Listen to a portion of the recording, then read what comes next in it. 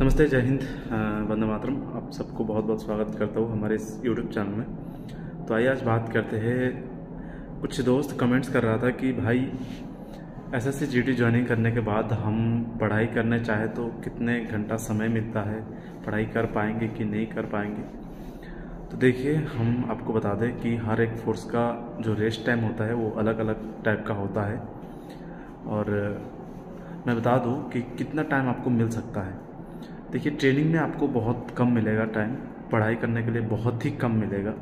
और जो भी हमारे भाई, जैसे कि आपने ग्रेजुएशन का कोई फॉर्म भर के रखे हो, तो ट्रेनिंग सेंटर में ज्वाइनिंग करते ही आपने पहले आपको जिस फॉर्म भी आप अप्लाई कर चुके हो तो उसके लिए आप एनओसी लेना होगा, ठीक है ना। जैसे कि आपका कांस्टेबल जीडी है, कांस्टेबल जीडी के ऊपर रैंक जैसे कि ग्रेजुएशन वाला, तो उसके लिए आप एनओसी मिल जाता है।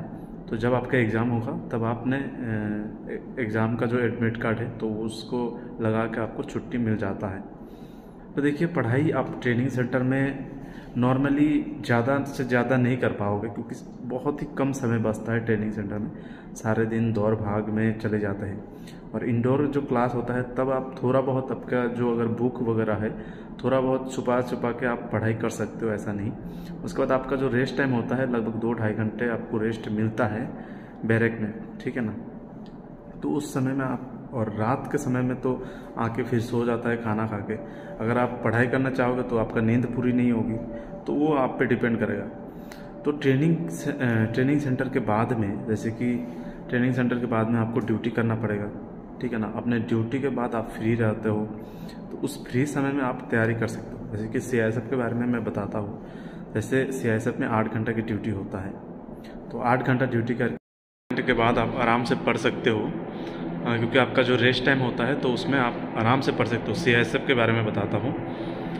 उसके बाद जैसे कि बीएसएफ हो गया, तो बीएसएफ का भी जो हमारे दोस्त है तो उनका 6 घंटा का ड्यूटी लगता है, दिन में 6 घंटा, उसके बाद रात में 6 घंटा, ठीक है ना।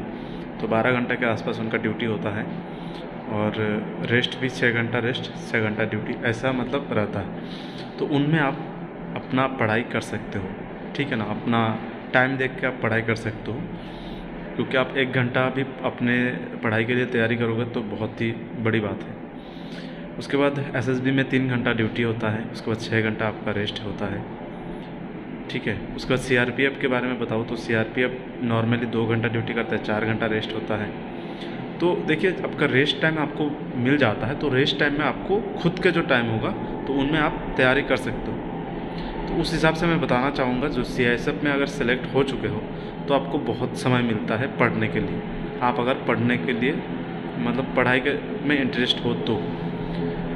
और उसके बाद जो भी ग्रेजुएशन करके रखा है हमारे जितने भी दोस्त हैं, तो 4 साल के बाद आप डिपार्टमेंटल जो एग्ज़ाम होता है, एलडीसी बोलते हैं जो एग्ज़ाम, तो उनमें से आप हायर रैंक में जा सकते हो।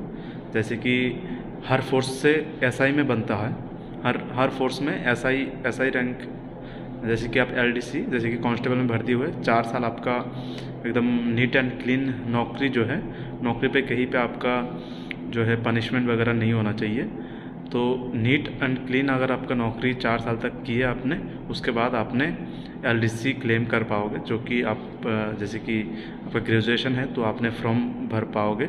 उसके बाद आप एग्ज़ाम दे सकते हो, जो कि एसआई रैंक का रहता है। तो सेम टू सेम सीआईएसएफ का एएसआई रहता है, ठीक है। तो एएसआई के लिए आप 4 साल के बाद एएसआई के लिए आप फॉर्म अप्लाई कर सकते हो। उसके बाद आप एएसआई में बन पाते हो। उसका भी रनिंग होता है, मेडिकल होता है, फिज़िकल होता है, सब कुछ होता है उसमें भी। तो ये रहता है सिस्टम। अगर आप दूसरे स्टेट का कुछ तैयारी कर रहे हो तो उसके लिए भी आप, अगर एसआई का, स्टेट का एसआई का आप तैयारी कर रहे हो तो उसके लिए एनओसी आपको मिल जाएगा। एनओसी भर के आप छुट्टी जाके उसके बाद एग्ज़ाम दे सकते हो, ठीक है ना।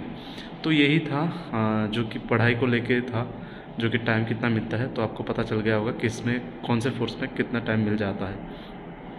बाकी हर फोर्स में टाइम आपको मिलता है, लगभग 1-2 घंटा तो आप कैसे भी निकाल ही लोगे। और जो पढ़ाई वाला बंदा है तो वो कैसे भी पढ़ लेगा। तो यही बात था, ठीक है ना। और जो भी बंदा पढ़ रहा है तो पढ़ाई बिल्कुल नहीं छोड़ना है, ग्रेजुएशन पक्का करना है, ठीक है ना। तो जय हिंद, वंदे मातरम।